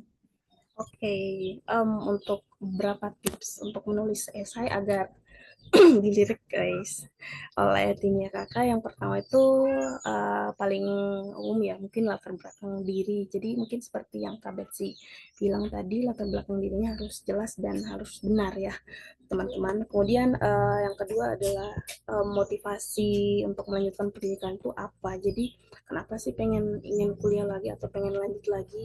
Jadi alasan memilih bidang tersebut juga harus jelas teman-teman ya. Kemudian bisa juga mencantumkan di sana ada prestasi maupun pengalaman yang teman-teman ikuti atau tidak, mungkin ke, ke pengalaman untuk di bidang sosial atau bidang kesehatan boleh teman-teman cantumkan di situ ya teman-teman. Kemudian ada bisa menambahkan rencana ke depannya, mungkin rencana goals atau goals ke depannya itu pengennya apa, mungkin pengen sebagai mungkin kayak Kabet sih pengen menjadi sebagai peneliti, mungkin pendidik ataupun penggerak sosial, bisa juga mungkin seperti itu teman-teman menambahkan. Setelah itu bisa juga menambahkan di akhir suatu komitmen atau kontribusi apa yang pengen teman-teman lakukan setelah lulus dari pendidikan profesi tersebut. Mungkin itu aja sih Kak Fania. Terima kasih. Terima kasih jawabannya untuk Kak Mida. Sahabat kakak jangan lupa dicatat ya tips-tips dari Kak Mida dan juga Kak Betsy tadi. Selanjutnya aku akan membacakan pertanyaan kedua untuk Kak Betsy. Jadi pertanyaan ini tuh Kak, apa alasan Kak Betsy untuk langsung lanjut ambil S2 setelah profesi? Untuk Kak Betsy dipersilakan. Oke, terima kasih atas pertanyaannya. Alasan aku mengambil S2 itu, yang pertama, waktu kita di S1 ya, mungkin teman-teman S1 farmasi tahu, kalau kita tuh di situ belajarnya 4 bidang tadi, mulai dari farmakologi, toksikologi, kimia analisis, kemudian ada juga bahan bioteknologi dan bioteknologi dan alam, yang terakhir adalah teknologi farmasi. Nah, kenapa aku lanjut S2? Aku ingin mendalami lebih lagi, istilahnya S2 ini teman-teman, kalian akan mendalami lebih kecil lagi nih, satu bidang saja yang ingin kalian kuasai dengan sangat-sangat expert. Nah, itu alasan aku mengambil S2. Kenapa di S2-nya aku ngambil ilmu herbal? Nah, di ilmu herbal sendiri itu adalah di mana teman-teman akan mencakup dari seluruh klaster itu. Nah, kalau di UI sendiri itu, dia ada 10 klaster teman-teman. Salah satunya Herbal Development and Expertise. Nah, itu teman-teman akan dibidangkan seluruh bidang dari 4 bidang farmasi tadi. Nah, kenapa aku lanjut S2 itu tadi guna untuk meningkatkan satu bidang aja yang aku inginkan, yaitu bidang bahan alamnya tadi. Itu teman-teman. Kenapa nggak aku cukup di apoteker? Karena dari aku pribadi, apoteker itu kita lebih ke skill kita untuk nanti bekerja dari tadi yang ada 10 star farmasi itu. Nah, itu adalah bidang-bidang harus kita kompetensi harus kita dalami. Nah, sedangkan kalau kita di S2 itu kita lebih ke akademiknya, teman-teman. Jadi kita memahami dari selak-beluk maupun prosedur hingga istilahnya kalau kita S1 itu masih di batang besarnya, nah S2-nya itu lebih ke akarnya yang di bawahnya, teman-teman. Oke, terima kasih. Aku kembalikan ke Fania. Baik, terima kasih atas jawabannya, Kak. Jadi alasan Kak Betsy ambil S2 itu karena untuk meningkatkan bidang yang Kak Betsy inginkan, yaitu bahan alam. Terima kasih Kak atas jawabannya. Selanjutnya aku akan menanyakan pertanyaan ketiga untuk Kak Mida, yaitu, halo Kak Mida, mau tanya Kak, apakah ada pengalaman yang berbeda saat di lapangan dengan teori yang dipelajari saat kuliah dulu, pada saat menolong persalinan? Untuk Kak Mida dipersilahkan. Oke, untuk pengalaman yang berbeda, justru menurut saya sangat berbeda antara teori dan praktik atau yang kita dapat di lapangan ya, teman-teman. Jadi untuk misal di teorinya tuh langkahnya harus seperti ini, apa aja sih yang harus disiapkan terlebih dahulu. Tetapi saat di lapangan untuk realnya sih sebenarnya mungkin tata caranya tidak seperti yang teori. Jadi setiap tempat praktek pasti berbeda, teman-teman. Jadi misal asuhan persalinannya mungkin di puskesmas beda, di rumah sakit juga beda. Mungkin saya kurang tahu, kurang paham kenapa di seperti itu, karena mungkin kebiasaan dari turun-temurun dari senior-senior yang sebelumnya mungkin melakukan seperti itu, tapi di teorinya sangat berbeda.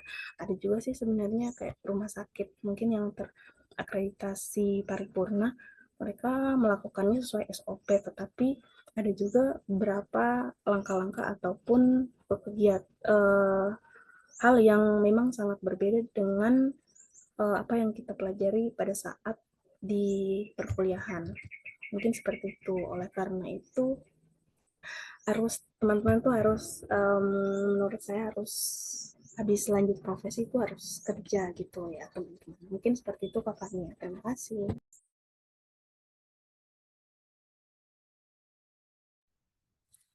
Terima kasih Kak atas jawabannya. Mungkin kita bisa lanjut ke pertanyaan kelima ya Kak. Pertanyaan kelima yaitu untuk Kak Betsy dan juga Kak Mida. Pertanyaannya yaitu gimana cara belajar kesehatan biar nggak sulit dan nggak jadi beban. Mungkin bisa dimulai dari Kak Betsy. Untuk Kak Betsy dipersilakan. Oke, mungkin teman-teman semua tahu ya kalau belajar kesehatan itu capek ya. Tapi sedikit tips dari aku teman-teman, setiap belajar seseorang itu kan beda-beda.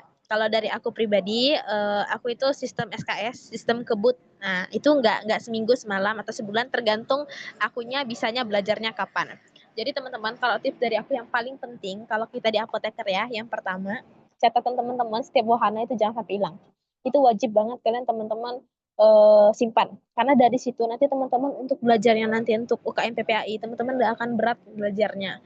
Yang kedua, tips dari teman-teman aku semua juga untuk belajar kesehatan, kalian boleh kalau nanti teman-teman lihat ada namanya jembatan keledai, itu singkatan-singkatan seperti sekoci. Nah itu adalah kan mudah diingat nih, sekoci, oh berarti sigela pakai kontribuxadil sama cipro. Nah teman-teman buat kata-kata yang semudah kalian ingatnya. Yang kedua juga, yang ketiga itu teman-teman nanti boleh buat catatan yang sebenarnya mungkin, yang lucu-lucu deh. Jadi kalau kalian nanti bacanya tuh, oh seneng loh aku bacanya gitu. Yang terakhir itu kalau teman-teman merasa susah, kalian boleh banget ikut les. Kemarin aku untuk UKM PPAI aku ikut les kalau teman-teman. Gimana? Itu lesnya kurang lebih 6 bulan sebelum aku UKM PPAI. Jadi teman-teman, jadi belajarnya tuh terasa lebih fun. Itu ada kelompok belajarnya. Yang terakhir nih boleh nih teman-teman buat kelompok belajar kecil untuk kalian sharing-sharing sama teman kalian. Jadi di bawah fun aja. Jadi kalian nggak usah terlalu serius banget gitu belajar, nggak usah. Tapi boleh sendiri dengan kalian mau healing sedikit boleh. Jadi intinya dari kelompok belajar itu pelan-pelan nanti teman-teman akan merasa kesehatan itu menyenangkan. Ya terima kasih Kak Fania. Kembalikan ke Kak Fania. Terima kasih untuk Kak Betsy. Mungkin bisa lanjut ke Kak Mida. Dipersilakan untuk Kak Mida. Ya teman-teman, terima kasih Kak Fania. Untuk mungkin belajar kesehatan itu sebenarnya tidak sulit ya, tergantung dari niat sebenarnya. Untuk tips-tipsnya sih, yang pertama bisa menggunakan media visual atau mungkin video praktikum. Di situ kita belajar tidak buku tok ya. Mungkin beberapa teman-teman yang gampang menangkap secara visualisasi, mungkin bisa dibikin kayak gambar, kemudian video-video, mungkin itu lebih cepat tangkap otaknya ya dibandingkan hanya membaca buku yang hanya tulisan full. Kemudian bisa belajar dengan berdasarkan apa yang kita dapat di lahan praktik. Jadi harus menyesuaikan antara teori dan praktik, karena seperti yang tadi saya jelaskan, teori dan praktik itu sangat berbeda ya di lapangan teman-teman. Misal teorinya seperti ini, ternyata di lapangan tidak dilakukan seperti ini. Jadi kita harus menyeimbangkan antara teori dan praktik. Selanjutnya kita bisa membuat ringkasan-ringkasan atau mind map. Jadi setelah kita membaca beberapa teori, kita membuat ringkasan-ringkasan kecil di kertas kecil juga atau konsep map ya. Jadi biar bisa gampang kita menghafal ataupun belajar di untuk pelajaran selanjutnya. Kemudian yang terakhir bisa berdiskusi atau belajar kelompok antar sesama teman kelas ataupun teman kampus ya, sesama kampus ataupun berbeda kampus juga tidak apa-apa agar kita lebih banyak mengetahui kasus-kasus yang kita dapatkan di berbagai tempat praktek atau lahan praktek yang berbeda-beda. Mungkin seperti itu, Kak. Terima kasih.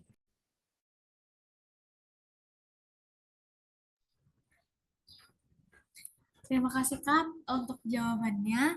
Sahabat Kakak jangan lupa untuk catat ya jawaban dari Kak Betsy dan Kak Mida tadi. Mungkin aku bisa lanjut ke pertanyaan berikutnya ya Kak.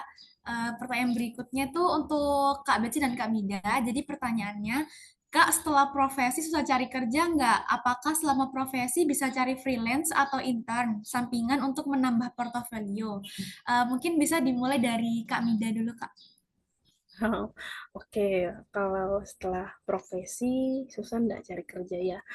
Namanya cari kerja sekarang alhamdulillah susah, lumayan susah, apalagi mungkin di dunia kesehatan, khususnya mungkin bagian pelayanan. Jadi untuk cari kerja sih sebenarnya tidak sulit. Yang penting kita banyak em, banyak memiliki pengalaman-pengalaman magang. Jadi di CV kita bisa memasukkan pengalaman magang walaupun kita freelance atau bisa cari sampingan-sampingan. Jadi seperti banyak teman saya yang lulusan kemarin dia sambil kuliah sambil kerja. Jadi kuliah S1-nya tuh dia tapi dia kerjanya sebagai admin sih, belum boleh pegang pasien karena belum memiliki surat tanda registrasi ya atau surat izin praktek. Jadi uh, beberapa teman saya memiliki kerjaan sampingan lah untuk tapi masih tetap di suatu klinik. Jadi mereka tuh memilih untuk kerja sampingan untuk menambah pengalaman juga bisa juga ditambahin di portofolio apabila setelah lulus profesi. Mungkin seperti itu, Kak. Oke, terima kasih. Terima kasih jawabannya Kak. Mungkin bisa selanjutnya Kak Betsy. Dipersilakan untuk Kak Betsy. Oke, Fania, aku izin sedikit bercerita ya. Jadi selama aku profesi, aku boleh dikatakan jadi freelance, maybe. Aku freelance-nya itu aku menjadi pembimbing teknik di Politeknik Poltekkes Pontianak. Jadi teman-teman yang sedang skripsiannya itu di bidang farmakologi, jadi teman-teman itu menggunakan mencit dan mereka menjadikan aku adalah salah satu pembimbing teknis mereka. Jadi kurang lebih 20 orangan itu aku menjadi pembimbing teknis mereka. Yaitu sebenarnya kalau ditanya itu termasuk pekerjaan, menurut aku pekerjaan ya biarpun freelance. Karena di sana aku juga belajar untuk menjadi seorang pembimbing teknis. Jadi itu pembimbing teknis skripsi. Jadi teman-teman kalau dari aku kalian bisa kerja nggak atau sampingan atau magang atau istilahnya part time ya bisa teman-teman. Tapi di beberapa stase saja. Salah satunya itu setelah stase-stase yang malamnya itu nggak ada sip-sipan. Nah itu yang aku sip-sipan itu dari aku itu cuma pada apotek teman-teman itu 2 bulan kita ada sip-sipan. Jadi kalau aku bilang bisa nggak teman-teman part time bisa. Nah betul kata Kak Bida tadi tergantung lagi dari CV teman-teman, tergantung lagi nanti dari seberapa teman-teman itu pandai membranding. Oh memang kalian teman-teman expert expert nggak di satu bidang. Nah aku memang dari S1 itu minat bakatku adalah di bagian hewan-hewanan. Jadi teman-teman bisa tetap part time. Intinya kuatkan CV, kuatkan pengalaman, kuatkan juga personal branding teman-teman. Terima kasih Mania. Terima kasih Kak atas jawabannya. Jadi berdasarkan jawaban dari Kak Bida sama Kak Betsy tadi, bisa ya kita ikut freelance atau intern. Jadi untuk sahabat kakak yang lain, jangan ragu, jangan bimbang. Oke, pertanyaan selanjutnya untuk Kak Mida dan juga Kak Betsy, yaitu pertanyaannya tuh tips supaya bisa percaya diri depan banyak orang dong Kak. Mungkin bisa dimulai dari Kak Mida dulu Kak. Oke, tips ya, oke. Jadi mungkin yang pertama paling penting sih untuk persiapan diri dengan baik, mulai dari presentasi, kemudian persiapan fisik, Dan bisa jadi beberapa teman-teman yang mungkin persiapan materi persiapan materi atau fisiknya yang kurang dapat mempengaruhi hasil presentasi. Kemudian yang selanjutnya bisa memulai dari hal-hal kecil. Jadi buat kelompok kecil untuk mempresentasikan materi tersebut sebelum kita menghadapi audiens yang lumayan besar atau lumayan banyak orangnya. Setelah itu bisa juga teman-teman jangan membandingkan diri teman-teman dengan orang lain. Jadi fokus ke pengembangan diri sendiri ya teman-teman. Jadi mengingat bahwa beberapa orang tuh perjalanannya masing-masingnya berbeda ya teman-teman. Kemudian apabila teman-teman sudah pernah tampil atau pernah membawakan suatu materi di audiens yang banyak, jadi kita harus belajar dari kesalahan. Jadi uh, menjadikan kesalahan itu atau kesalahan itu sebagai pengalaman dan pelajaran ya bagi teman-teman ya. Mungkin selanjutnya melatih konsisten ya. Jadi percaya diri itu bukan datang tiba-tiba tapi tumbuh dari kebiasaan untuk mencoba terus menerus. Mungkin seperti itu. Terima kasih. Terima kasih atas jawabannya, Kak. Sahabat Kakak jangan lupa dicatat ya tips dari kami dari tadi. Mungkin bisa lanjut ke Kak Betsy. Untuk Kak Betsy dipersilakan. Oke, terima kasih Kak Fania. Dari aku, mungkin nanti teman-teman boleh dilihat lagi, boleh diklasterkan lagi. Teman-teman mau percaya dirinya dalam bidang apa nih? Contohnya, kalau percaya diri di depan orang, misalnya saat pelayanan. Nah, itu tentu aja kita harus belajar yang pertama adalah pengetahuannya terlebih dahulu terkait apa yang mau kita kasih atau apa informasi apa yang harus kita kasih kepada pasien kita. Nah, tentu itu teman-teman harus belajar, harus gali-gali informasi, harus berlatih juga. Itu boleh banget teman-teman berlatih sama satu teman di depannya. Coba ngomong pelan-pelan, karena tentu kita sebagai tenaga kesehatan harus memiliki kepercayaan diri yang tinggi. Karena kita harus bisa meyakinkan pasien kan teman-teman. Yang kedua, kalau itu adalah untuk kayak ramai dalam bentuk presentasi, teman-teman boleh itu kalau menurut aku itu adalah jam terbang teman-teman. Kenapa jam terbang? Jadi semakin banyak kalian presentasi ke banyak orang, semakin banyak juga teman-teman akan merasa hal itu terbiasa. Semua bisa karena terbiasa. Kalau bagi aku, motoku adalah semua bisa karena terbiasa. Kita semua pasti bisa, tapi siapa yang berani mencoba, siapa yang berani salah, boleh kata kalau dari aku, kalau teman-teman ketemu sama orang, kalian presentasi di depan orang tiba-tiba dia ketawain, biarin aja, bodo amat. Kenapa? Karena belum tentu juga orang yang tawakan kita itu lebih jago daripada kita. Tapi kita semua mau belajar. Siapa yang mau belajar di depan orang untuk pede pasti akan bisa. Yang terakhir itu adalah percaya diri bahwa anggap aja kalian ngomong tuh sama dinding. Kalau aku gitu, aku ngomong sama dinding, semua orang yang penting apa yang aku omongkan itu adalah benar nyatanya dan udah sesuai dengan yang omongkan sesuai dengan akurat. Itu aja teman-teman dari aku. Terima kasih Kak Fani. Terima kasih Kak atas jawabannya. Kita lanjut lagi di pertanyaan berikutnya ya Kak, yaitu untuk Kak Betsy.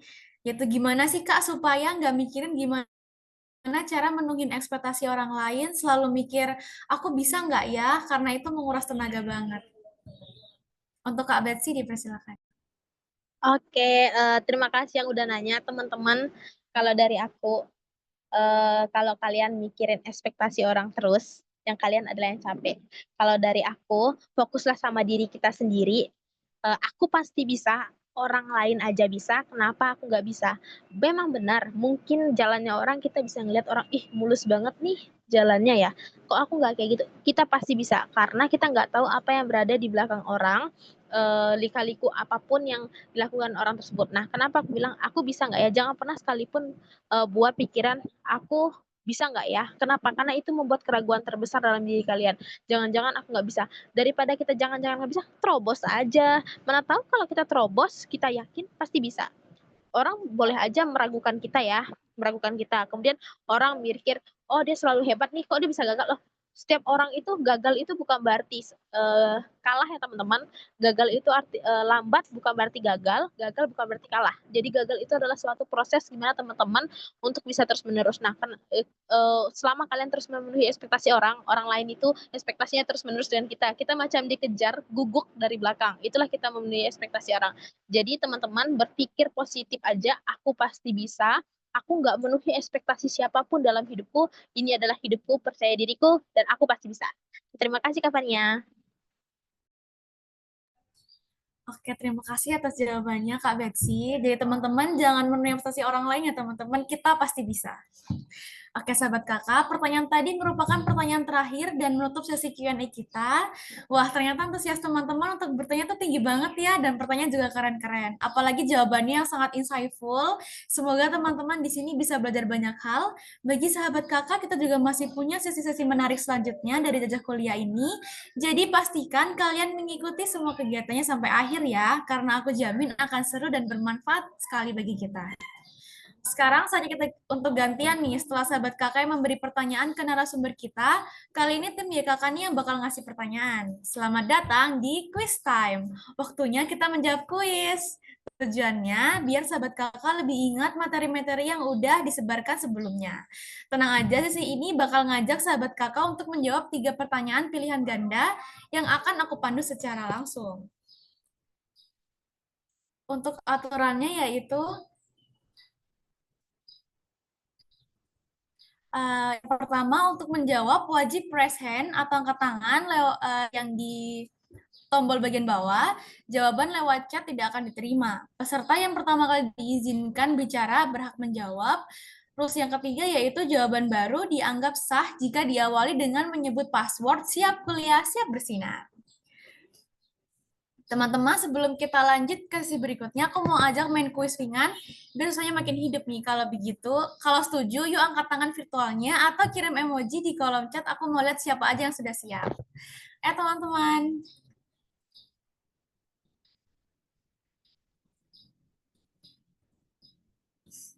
Oke, mungkin bisa next slide.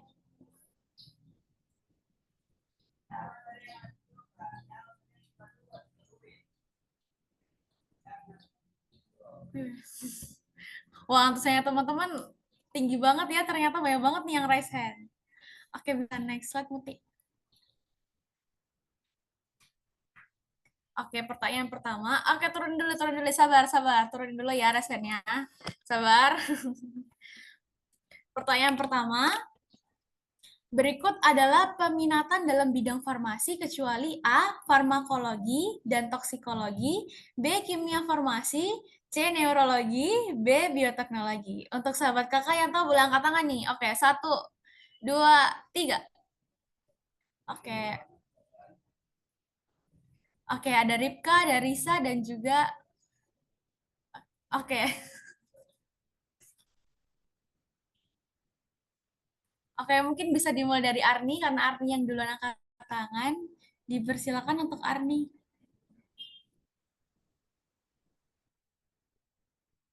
Siap kuliah, siap bersinar. Terima kasih. Saya izin menjawab. Jawabannya itu C, neurologi.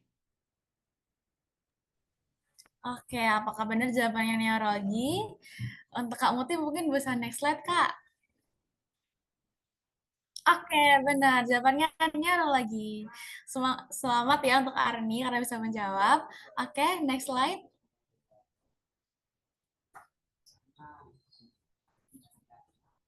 Pertanyaan berikut. Oke, sabar ya. Turunin dulu angkat tangannya. Aku bacain dulu pertanyaannya. Pertanyaan yaitu, berikut adalah strategi menjaga motivasi dari Kak Mida kecuali A. Menetapkan prioritas, B. Melakukan refleksi dan apresiasi diri, C. Fokus pada tujuan, dan D. Larut dalam stres. Oke, yang pertama kali angkat tangan tadi Fajar ya. Untuk Fajar dipersilakan. Baik, Kak, terima kasih atas kesempatannya. Jawabannya itu D. Larut dalam stres. Oke, apakah benar jawabannya? Oke, kalau mungkin bisa next slide.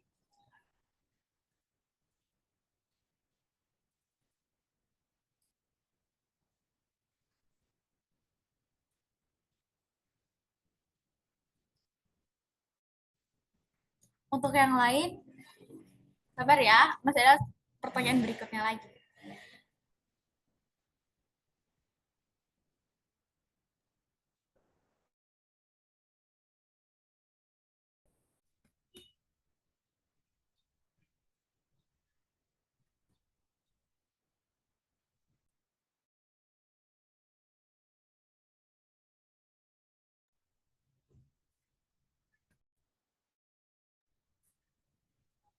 Yang lain sabar dulu ya, mungkin bisa turun dulu.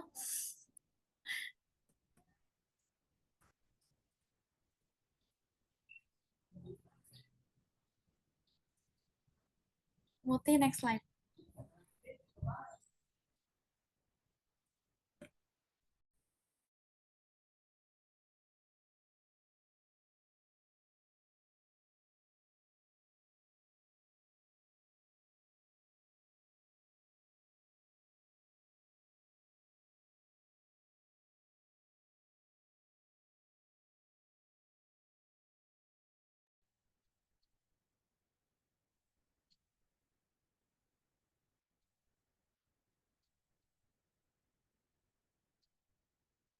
Halo Kak,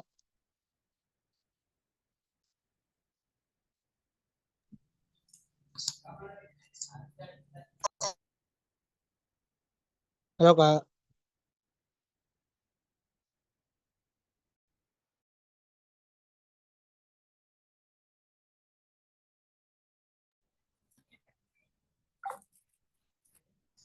Untuk Fajar, apa tadi passwordnya bisa diulang kembali? Siap kuliah, siap bersinar. Oke. Oh, mungkin bisa ya sekali lagi, tapi yang lebih semangat. 1, 2, 3. Siap kuliah, siap bersinar. Oke, semangat sekali ya Kak. Apa tadi jawabannya? Boleh diulang? Berikut adalah strategi menjaga motivasi dari Kak Mida, kecuali D, larut dalam stres. Oke. Oke, sebentar ya. Nah, jawabannya benar adalah D, lalu saya benar. Tepuk tangan untuk Fajar. Terima kasih Kak. Oke, pertanyaan selanjutnya.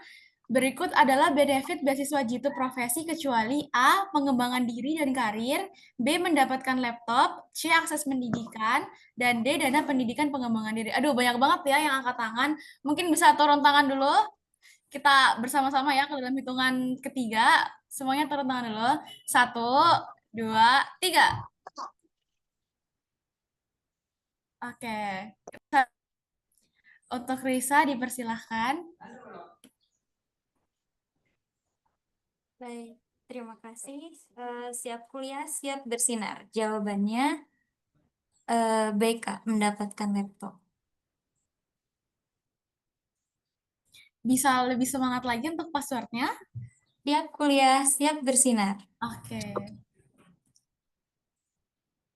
Bisa diulang kembali tadi jawabannya?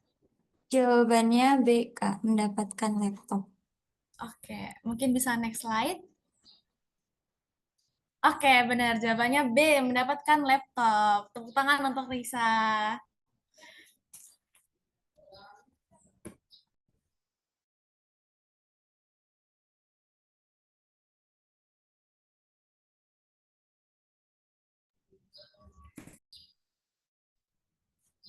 Nah, kuisnya seru banget nih. Dan akhirnya kita semua berhasil melewati kuis time tadi yang membantu kita berefleksi. Yeay! Saat ini aku izin mengundang Kak Betsy dan Kak Mida untuk memberikan closing statement-nya di penghujung acara ini. Mungkin kita bisa mulai dulu dari Kak Betsy, lalu dilanjutkan oleh Kak Mida. Silakan Kak Betsy. Oke, semuanya. Teman-teman, kuliah profesi itu jujur berat teman-teman, tapi semua bisa akan terjalani, bawa enjoy aja, jalani pelan-pelan. Benar tadi kata Kak Mida, boleh kita sedikit banyaknya mengelola kestresan kita, boleh nanti kalau kalian merasa terlalu burnout, terlalu capek, boleh banget teman-teman pulang dari magang atau pulang dari kalian stase, beli es krim 1, duduk nyantai aja bentar, duduk makan es krim. Teman-teman ambil moodnya, lepaskan penatnya semua teman-teman. Teman-teman semua pasti akan menjadi kawan sejawat dari kami semua. Terima kasih. Semangat semuanya. Terima kasih untuk Kak Betsy, pesannya benar-benar ya, sangat memotivasi kita semua ya. Kalau begitu sekarang kita lanjut mendengar closing statement-nya dari Kamida. Silakan untuk Kamida. Oke, terima kasih Kak Fania. Jadi, terima kasih untuk teman-teman semua yang sudah hadir hari ini. Mari kita jadikan pendidikan profesi ini sebagai jalan untuk menguatkan ilmu, memperluas pengalaman, dan menetapkan niatnya sebagai pengabdian kepada masyarakat ya teman-teman. Dan jangan pernah takut pada tantangan karena setiap kesulitan akan membawa kita pada keberhasilan. Jadi teman-teman tetap semangat, terus belajar, dan jangan pernah berhenti bermimpi. Sampai jumpa di puncak keberhasilan kita bersama. Terima kasih. Assalamualaikum warahmatullahi wabarakatuh.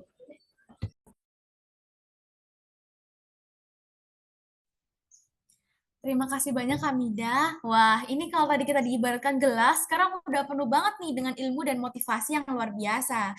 Semoga pesan dari Kak Betsy dan Kak Mida hari ini bisa kita simpan di hati, bukan cuma di Zoom ya teman-teman. Sekali lagi saya mengucapkan terima kasih untuk Kak Betsy dan Kak Mida yang sudah berbagi ilmu, pengalaman, dan tips-tips yang pastinya bikin kita semua semakin semangat. Dan tentu terima kasih juga untuk teman-teman yang sudah setia stay sampai akhir. Semoga apa yang kita dapat hari ini bisa bermanfaat dan langsung kita praktikan. Ingat, kesuksesan itu bukan hasil dari keberuntungan semata, tapi dari niat, usaha, dan doa yang berjalan beriringan. Jadi buat sahabat kakak, setelah ini gaskan untuk eksekusi semua tips yang udah diberikan oleh narasumber kita sebelumnya. Biar kita nggak perlu untuk menjelajah masa lalu, karena dari jelajah kuliah, kita bisa memaksimalkan masa depan lewat ilmu yang bermanfaat. Sekarang kita akan foto bersama dulu ya dengan moderator dan juga pembicara kita. Jadi teman-teman bisa menghidupkan kameranya, memberikan senyum terbaiknya biar kita bisa mengabadikan kegiatan hari ini dan menyebarkan dampaknya lewat IG Story Challenge. Oke, dalam hitungan ketiga. 1, 2, 3.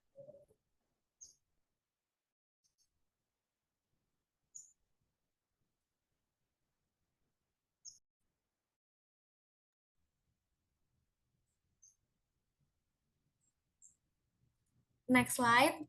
1, 2, 3. Oke, next slide lagi. 1, 2, 3.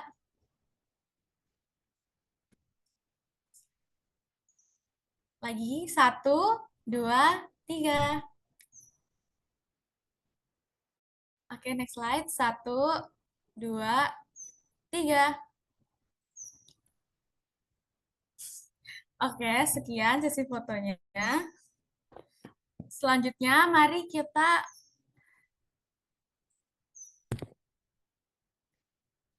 selanjutnya aku mau ingetin kembali nih tentang sosial IG Challenge yang sudah kita kasih tadi tahu di awal acara tadi.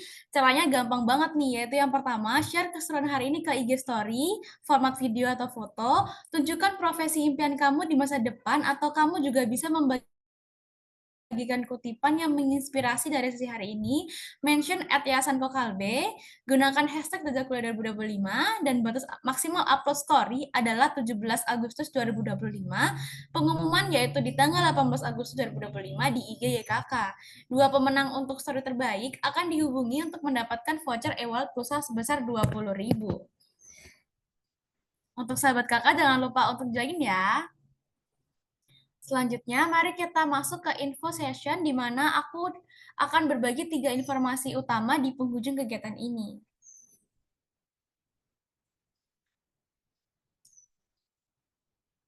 Baik, sahabat kakak, sebelum kita mengakhiri kegiatan kita pada hari ini, silakan untuk mengisi presensi terlebih dahulu ya. Untuk presensinya dapat sahabat kakak scan pada barcode yang ada di slide, atau sahabat kakak dapat mengakses link absensi yang telah dibagikan pada kolom chat.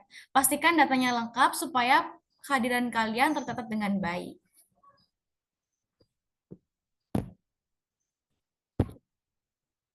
Sekarang aku persilakan untuk Kak Dini untuk memberikan info session Jitu Profesi yang pastinya seru dan bermanfaat banget buat kita semua. Silakan untuk Kak Dini. Oke, thank you Dian buat kesempatannya. Teman-teman, aku izin masuk sedikit ya terkait dengan gitu profesi ini. Karena tadi juga dari Kak Betsy, terus juga dari Kak Mida itu udah bahas-bahas dan juga nyenggol-nyenggol sedikit nih tentang gitu profesi. Dan kebetulan juga kalau teman-teman pantengin di sosial media YKK, itu kita udah posting nih coming soon beasiswa Jitu Profesi 2025. Dan bahkan sebenarnya banyak juga nih yang udah DM-DM, Kak, kapan ya pembukaan Jitu Profesi? Terus kayak, Kak, tahun ini ada lagi nggak ya beasiswa profesi? Nah, tenang aja teman-teman, dalam waktu dekat kita bakal membuka beasiswa Jitu Profesi ini nih. Nah, boleh dong Kak dibantu untuk next slide. Oke, jadi teman-teman, program Jitu Profesi ini sudah ada ya dari tahun 2024, yang mana tujuannya ini untuk mengembangkan kompetensi dan juga kapasitas tenaga kesehatan, sehingga nanti tenaga kesehatan ini bisa menjadi individu yang lebih berkualitas sesuai dengan keahlian di bidangnya melalui pendidikan profesi ini. Nah, kalau tahun lalu itu cuma 6 bidang studi. Nah, tahun ini kita nambah nih bidang studinya. Jadi ada apoteker, bidan, fisioterapi, gizi, perawat, psikolog klinis, dan juga fisikawan medis. Nah, jadi ya teman-teman nih yang memang lagi melanjutkan profesi tahun ini dan kebetulan juga jurusan-jurusannya tuh ada yang dari yang aku sebutkan tadi, boleh banget dipantengin terus informasi terkait dengan jitu profesi. Nah, dan juga teman-teman kalau tadi sebenarnya Kak Betsy dan Kak Mida pun udah menjelaskan ya, manfaat-manfaat apa saja sih yang, diterima oleh mereka selama menjadi ORD dari Jitu Profesi ini. Nah, mungkin aku mengulang kembali nih. Jadi teman-teman dengan bergabung menjadi ORD dari Jitu Profesi, ini teman-teman bisa mendapatkan bantuan dana pendidikan hingga 10 juta di setiap semester. Terus juga nih teman-teman bisa mendapatkan bantuan dana penunjang pengembangan kapasitas setiap semester juga dan juga nih teman-teman berkesempatan untuk mengikuti berbagai kegiatan pengembangan kapasitas, kemudian juga pembekalan mentor, dan juga akan terlibat dalam proyek sosial bagi komunitas di Yayasan Kokalbe. Nah, informasi ini sebenarnya baru aku share di jelajah kuliah, bagi teman-teman jelajah kuliah ini. Jadi kayak ini informasi spesial banget nih, karena belum kita up di mana-mana. Jadi dalam waktu dekat kita juga akan mengadakan sosialisasi terkait dengan jitu profesi. Jadi kalau misalnya tadi tuh aku lihat di slide-nya udah banyak yang nanya-nanya terkait dengan teknis pendaftarannya, kemudian juga syarat-syarat pendaftarannya, terus kayak terkait unggahan berkasnya. Teman-teman jangan ragu, jangan khawatir ya, karena kita di tanggal 19 Agustus nanti pukul 19.00 WIB itu kita akan mengadakan sosialisasi dan ini tuh limited seats. Jadi teman-teman segera mendaftar aja nih mumpung dapat informasinya di jajah kuliah ini karena informasi ini juga nanti akan kita up sebentar lagi mungkin di Instagram kita. Jadi silakan nih menuju bit.ly sosialisasi beasiswa Jitu Profesi 2025 untuk tanya-tanya lebih lanjut atau buat tahu nih kira-kira Kak panduan pendaftarannya gimana, kemudian juga syarat-syarat apa yang harus aku penuhi gitu, dan juga siapa aja yang eligible mungkin untuk mendaftar di beasiswa Jitu Profesi ini gitu. Nah, jadi aku ingatkan sekali lagi teman-teman silahkan mendaftar mungkin sekarang juga nih ya untuk sosialisasi untuk mengikuti sosialisasi terkait dengan beasiswa Jitu Profesi ini. Nah, kayaknya itu dulu informasi yang bisa aku buka nih terkait dengan Jitu Profesi. Boleh ya aku kembalikan lagi ke Dian ya.